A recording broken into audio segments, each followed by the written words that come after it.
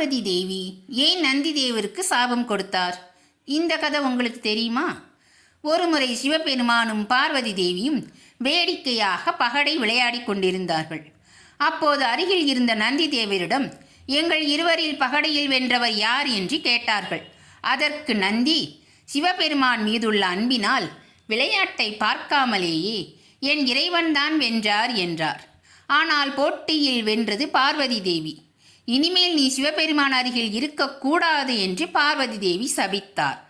சிவபெருமான் பார்வதி தேவியை பார்த்து, நந்தி வேறு நான் வேறு இல்லை, என்னுடைய வாகனமே அவன், அவன் இல்லாமல் என்னால் இருக்க முடியாது என்று தன் மன வருத்தத்தை பார்வதி தேவியிடம் கூறினார்.